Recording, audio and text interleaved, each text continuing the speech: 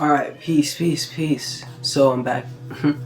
And now we're gonna be looking into your moon, and I'll also be looking into like your planetary distribution as well, in the sense that the way that your planets are distributed has some great insight into your chart as well.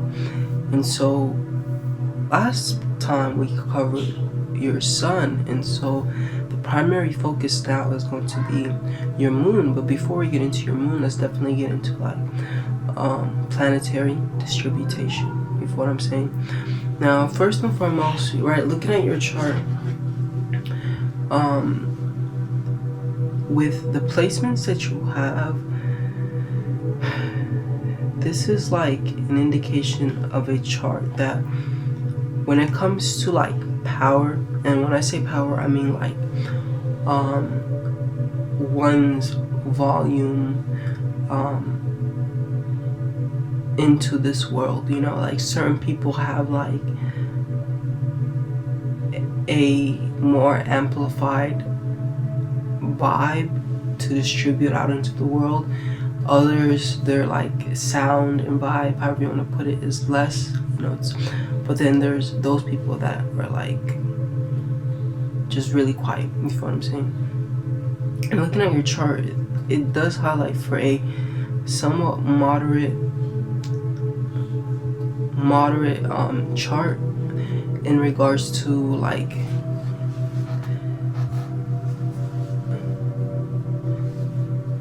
your capacity and like ability to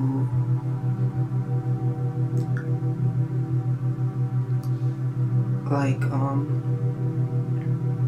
express yourself into this world, or like yeah, like really that's what it is. Like I'll leave it at that. But like out of all the planets, you have Neptune as a very prominent planet because it's in the 7th house, and so you may know about like angular houses, sextillion houses, and cadent houses, but out of all the houses, the angular houses are like the most powerful houses, in the sense that when a planet is in a angular house, its influence is very active in the life, if what I'm saying. But then when a planet is like in a sextillion house, its energy is not so, it's moderate, you feel what I'm saying. It's not too loud, but it's not so quiet.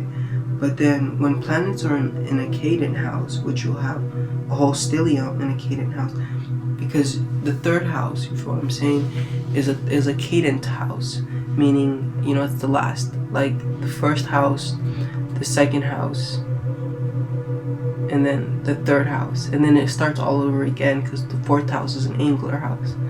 Then the 5th house is a sextillion house, and the 6th house is a cadent house. You feel what I'm saying? But yeah, you feel me? So when it comes to like impact and influence out into the world, that is moderate to somewhat minimum. But because of the way that your planets are distributed, this is a very personal chart, meaning that within your life, a lot of your focus is geared and centered towards focusing on yourself, you feel what I'm saying, focusing on like your personal life, you feel what I'm saying, and making sure that you work on yourself and you develop yourself. So you having a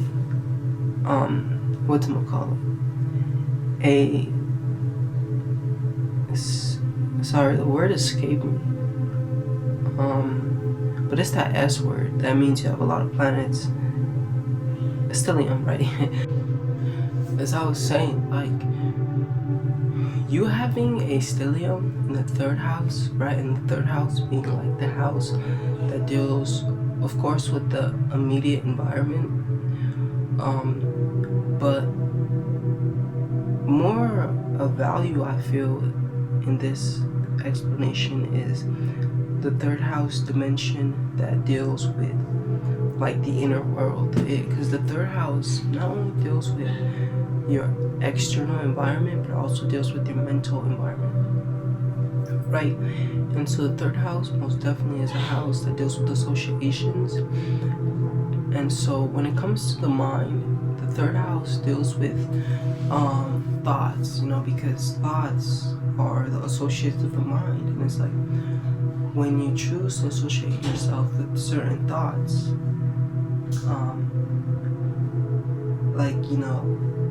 there's a domino effect, or like the reality of birds of a feather flocking together comes to fruition. Is what I'm saying. So with you having a tremendous amount of like third house activity, it just indicates that dimension aspect needing work when it comes to personal life. It does deal with your inner realm, right? Your mind, and the thoughts you engage with. So it's like the more work you can do to deepen your awareness and understanding, for starters, of like the law of mentalism, right? But also upon the reality that your environment is but a reflection of your inner world, the better, because no coincidence that the third house rules both the inner world in regards to the mind and the thoughts that you're engaging with. So this is like, all the different like thoughts that are immediate to you, that you have an awareness of. Feel me? That's all third house energy. It's no coincidence that third house rules both the thoughts in your mind but also your environment, because they're very connected and they're very direct. You know what I'm saying? So yeah, for starters, there's a paramount importance that you tap into that energy and learn, you know what I'm saying, to better utilize your mind and utilize your thoughts, you know what I'm saying, and get into directed thinking. Directed thinking is thinking with direction, rather than just thinking randomly, thinking day by day, rather but from the minute you wake up, ensure that there is a specific thought you are engaging with, or a group of thoughts you are engaging with, that are gonna direct you or lead you to a specific outcome, a specific goal. Is what I'm saying. And this is constructive thinking, right? Construction, where it's like you're constructing something with your thoughts, right? So yeah, and I think most of it is in the third house. My bad, most of it is in Leo. So Leo being a fire sign, Leo being a fixed fire sign, it's a sign that deals with desires. We talked a lot about Leo's association with desire within the first reading, so we're not going to get too deep into that. But ultimately, everything I said about Leo previously incorporated on a larger scale, you know what I'm saying, in regards to just making your life very engaged in even creating certain things that are reflective of your mind, right? Be more intentional about the art that you make, and make certain art pieces that may be intended to help you reprogram your mind. You know what I'm saying? Yeah. All right. Now let's get into. I think that pretty much is that. But also with the third house energy, if you can get into writing, you know what I'm saying, affirmations, that would also be beneficial for you. Yeah, that will also be a benefit for you. Okay. Yeah. Now, we'll dive deeper into the other planets soon, when we get there. But now to discuss your moon. So your moon, first and foremost, rules over your ascendant, your first house, which is of value and of great importance. And your moon is in Gemini within the 12th house. So with that being the case, it's an indication for starters that when it comes to your mentality, because like Mercury is the planet, both the moon and Mercury have a lot to do with the mind, right? But the moon deals with like the quality of the mind. Like when I say the quality of the mind, I mean like certain people are more so mentally receptive, certain people are more so like mentally active, you feel what I'm saying? And then other people are more like mentally practical, you feel me? Or like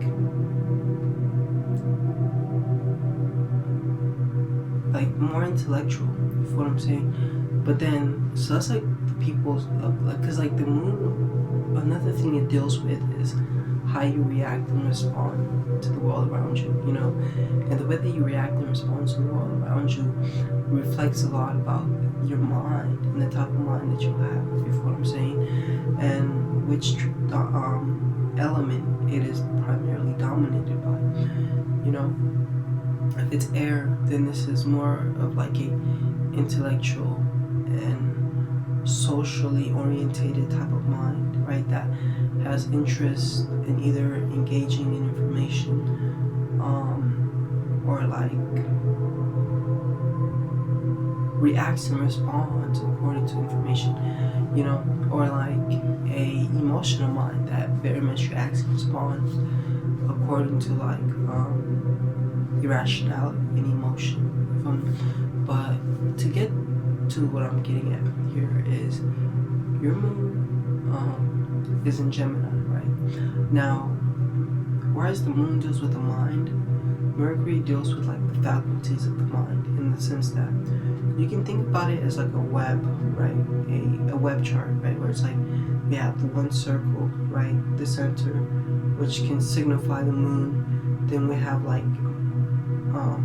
lines branching out to other circles that can signify Mercury. Because Mercury deals with perception, right? And also perception and articulation.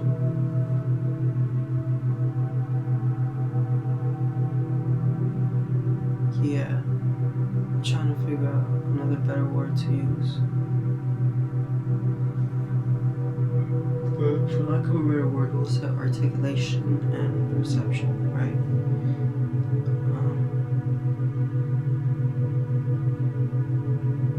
Because Mercury deals with both how you receive, like how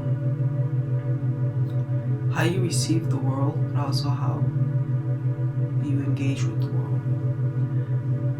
In the sense that Mercury is like the thinking mind. It's more you have received and reacted and responded to something, and now you're like breaking it apart, for what I'm saying, and you're rationalizing it. But anyways, yeah. So I guess to make a long story short, the moon deals with this subjective mind, and Mercury deals with the objective mind. But anyways, with you having the moon in Gemini, even the way that you react and respond to the world is rather from a very intellectual point of view, you feel me? You are very intelligent, and you may even sometimes like to think your way out of emotions. You enjoy whenever something happens, right? Like you enjoy rationalizing and thinking it out and kind of reasoning it out, you know. And then with the moon in Gemini, there is this, because Gemini is like this kind of thoughts, you what I'm saying? It deals with thought and thinking. Its key phrases, I think. So there is this domination of like continual perpetual mental activity that takes place, within the mind. Yeah, and so for starters, there may be value in learning how to calm and quiet the mind for the sake that you may practice more being present, you feel me? Because with the Gemini energy, it's very scattered, right? To be aware, but it has a tendency of either living too much in the past or too much in the future. In the sense that Gemini is one of the worrisome signs. This is because it thinks, it overthinks, and so it's important to also take into consideration the polar opposite of Gemini, which is Sagittarius. And so, in understanding Sagittarius, there should be an acknowledgement that Sagittarius deals with the bigger picture of what I'm saying. Sagittarius takes risks, and it's not as calculated. It's very philosophical and religious sign, and I think primarily that is something that Gemini can acquire from Sagittarius. Because with the Geminian energy, we can somewhat become a bit overly concerned with logic and a bit overly concerned with trying to figure things out for ourselves, you know what I'm saying? But Sagittarius kind of reminds us that things are not always in our hands, and it's okay to let go and essentially let God. So yeah, from that perspective, most definitely Gemini can take learn a thing or two from Sagittarius. Now, as you know, the moon deals with how you react and respond to reality. So there is this immense mental activity, and it can even result in sometimes you playing out a whole movie in your head but not doing anything, or mistaking physical activity for mental activity. And it's very important to also understand that thinking and using the brain is one of the most energetic activity. It consumes a lot of energy. So you would also benefit from learning how to kind of flow, you feel me? And just allow yourself to breathe rather than always trying to control things and overthink things. Actually kind of just engaging in an activity and doing it, and then allowing yourself to react to it rather than reacting to it before. Because Gemini kind of has this ability to project and fill in the gaps. It's an intellectual sign, right? So it kind of views life as a puzzle that needs to be fixed. So it likes to logicalize and rationalize, but then it's sometimes we truly don't know what something will be like until we allow ourselves to experience it, you know what I'm saying? And that will most definitely help with the overthinking. But yeah, it's just important to allow yourself to be more in the present moment, you know what I'm saying? And so now let's also get into the fact that you have your moon in the 12th house. So with your moon being within the 12th house, this indicates that see, the 12th house is a psychic house, right? So that means it's very concerned with spiritual things.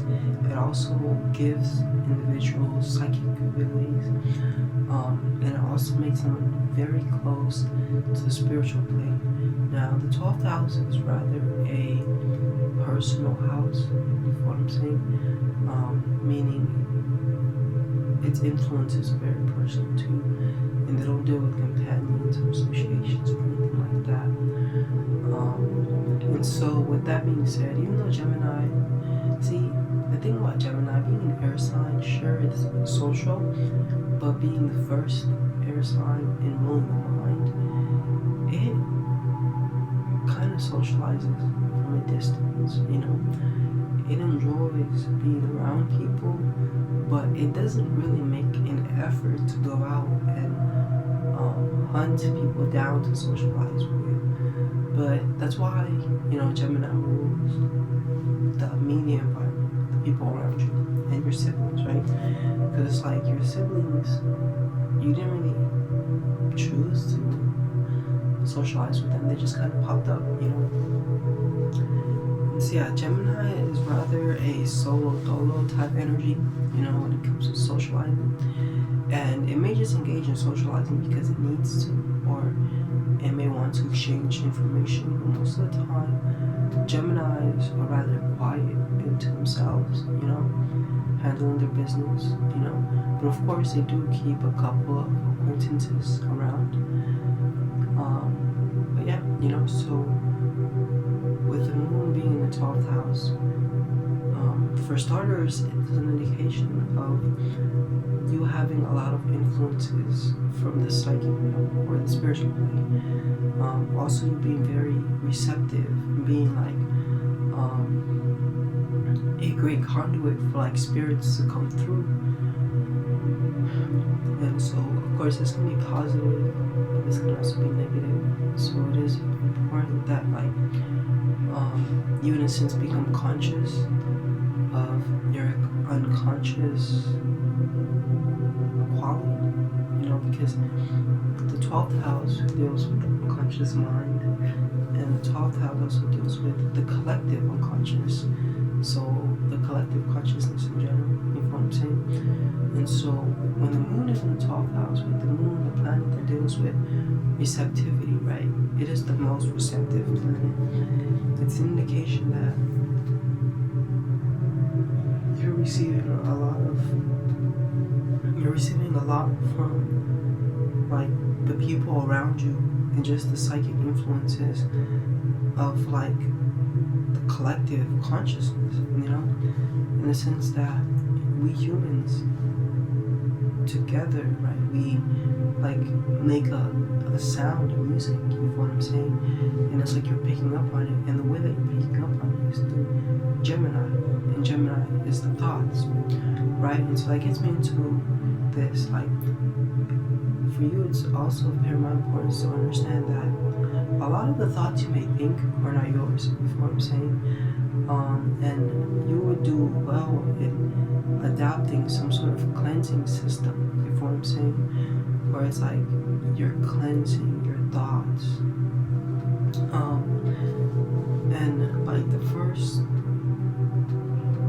one that comes to mind is like there's like this Hawaiian system for cleansing the mind, you know, and it's based on 4 letters, right? Like I'm sorry, forgive me, thank you, I love you. I'm sorry, forgive me, thank you, I love you. I'm sorry, forgive me, thank you, I love you. I'm sorry, forgive me, thank you, I love you. And it doesn't matter like what sequence, you know what I'm saying, you recite those 4 phrases, but these 4 phrases are like one of the most powerful. Some even say they are the most powerful 4 phrases. And when you're reciting these phrases, right, you're like diminishing and releasing all negativity, right? Like you're asking like for forgiveness, you know, and like apologizing, you know what I'm saying? And it's just like releasing guilt through asking for forgiveness, and then you're giving gratitude, saying thank you, and like you're bringing love. So it's just a really powerful mechanism They can really help uplift your vibration, but also help cleanse your thoughts, you know what I'm saying? And I can also help with some lessons on esoteric psychology, you know, which teach you about your mind, how your mind functions, like the significance of desire, the primary desires that move us in life, how, you know, you can use pain and pleasure to, in a sense, program yourself or program your mind, you know. But like, yeah, esoteric psychology deals a lot with desire, because like that's really what life is, you know. It's an expression of desire, right? Yeah, I'll leave it at that. But then there's also like the mental alchemy, which is also a very powerful mechanism to learn about, like, you know, the 10 different types of thoughts. The thoughts are grouped into like 10 different groups, if you know what I'm saying, with every thought associating with one planet of the 10 planets, if you know what I'm saying.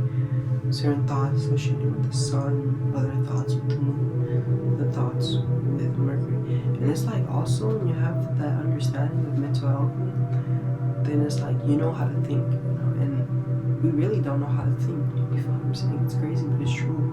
When you learn alchemy, you realize this whole time you've been thinking wrong. Because then when you have the mental alchemy, you know which thoughts to think and why, like how they will affect your reality, you know. But yeah, you know, that's definitely on the table. And so also back to what I was saying though about the 12th house, right? So we brought up the fact that if you're receiving this influence through the Geminian energy, so through thoughts, right? So it's important to analyze your thoughts and understand that not every thought you receive is yours, right? Like even the phrase saying receive, right? You're receiving thoughts, you feel what I'm saying? And it's just also of paramount importance for you to study and dive deep into like the spiritual plane, you feel what I'm saying? Because where you have your moon in is a portion of Gemini that is the most scientific, you feel what I'm saying? Yeah, it's a very scientific like aspect, you know. And so because it's a very scientific energy within the house of spirituality, it indicates you benefit from studying spirituality, you know what I'm saying? So I most definitely do that. It would definitely benefit you. But yeah, you know, I think that pretty much concludes like the Gemini, the moon energy. And so before I wrap this up, let me bring up the ascendant in correlation with the moon. So your ascendant is ruled by the moon because your ascendant is in Cancer, and Cancer is ruled by the moon. So the moon and Cancer share like an affinity with each other, if you know what I'm saying, in the sense that wherever Cancer goes, the moon has a sympathetic connection to it. And so because Cancer is in your first house, the moon is ruling over your first house. And so now with you having your moon in your first house, and also with you having all of these planets in your personal house, you're like pretty introverted, you know, like even though you're a Leo and you have abilities to express yourself, you may find yourself more dwelling within your mind, or just dwelling within your emotions or your subconscious, right, in your inner world, and dealing with yourself. And because like I already mentioned, right, it's a very personal energy. So yeah, like, but with the moon, with ascendant Cancer, we can say you're an extrovert, introvert, extrovert. Like you're primarily introverted, but you know how to be extroverted when necessary. So with the ascendant in Cancer, right, this makes for a personality that's very like kind, very likable, very warm. You know, because Cancer is also a very maternal type energy. So you can be a very like caring and loving person. You know, someone that people may even enjoy being around because they kind of feel safe around you. They may feel safe enough to open up, with what I'm saying. Now, alongside your moon, which is in the 12th house, and I think I should also mention that the 12th house, alongside ruling over psychic influences in the spiritual plane, it also rules over like sorrows, and just past like trauma, you feel me?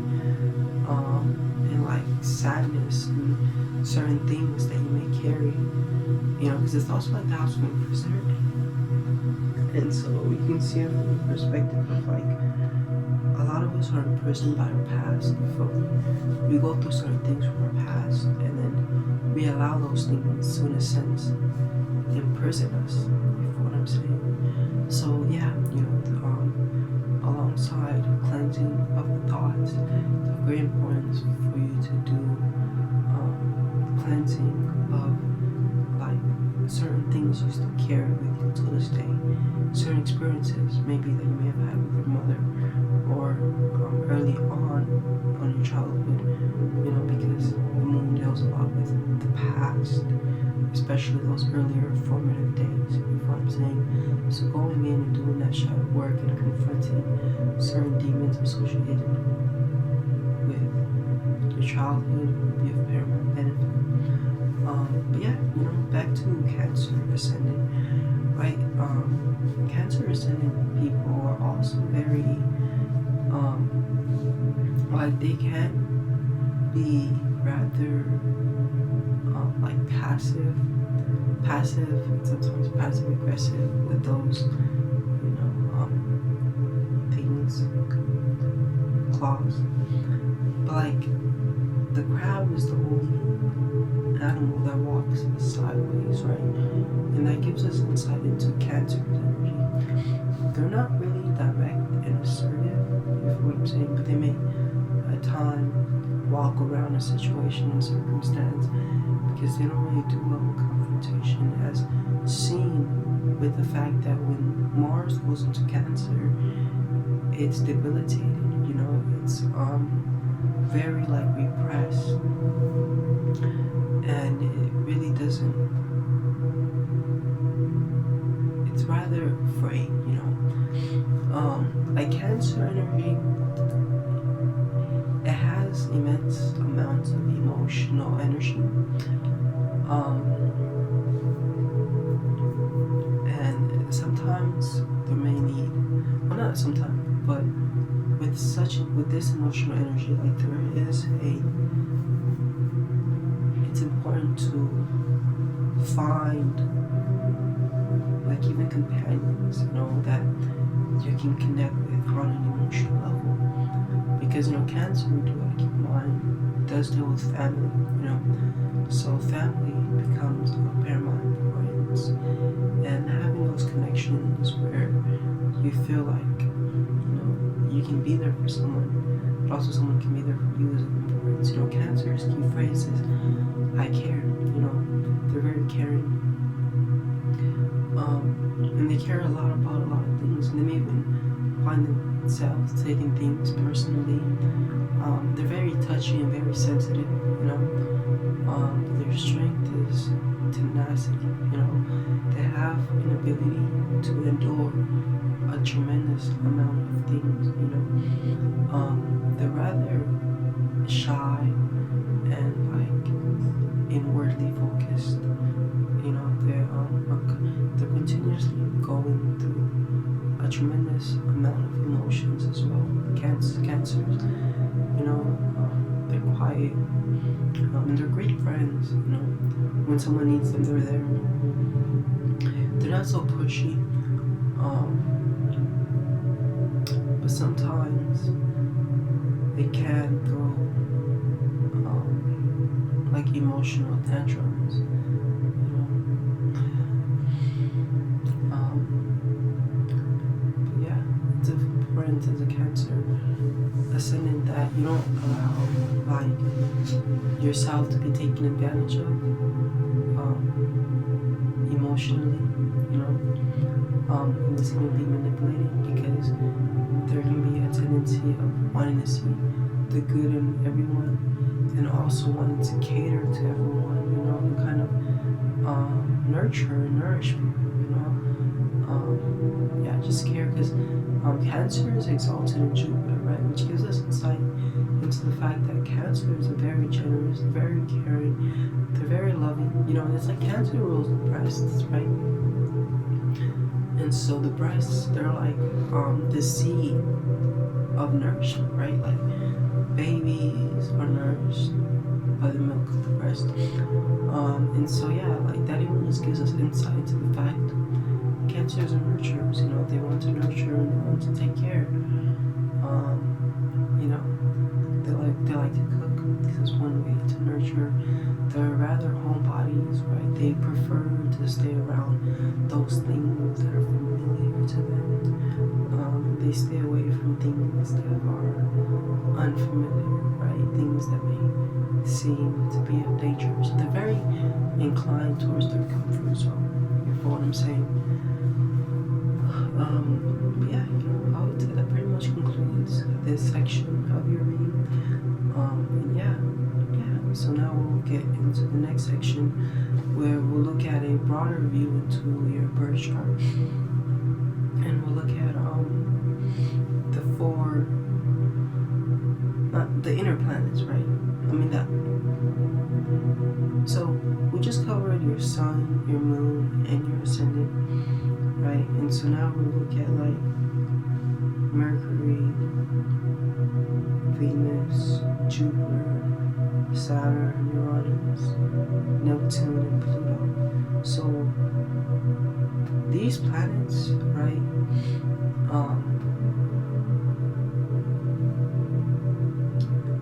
because they more so deal with certain streams of energy that don't so much deal with your personality, but that deal more so with how you express in life, you know what I'm saying? These planets, yeah, I'll be able to cover them all together in one reading, you know what I'm saying? Yeah, but yeah, you know, that pretty much concludes like this aspect. Definitely let me know your thoughts. Peace.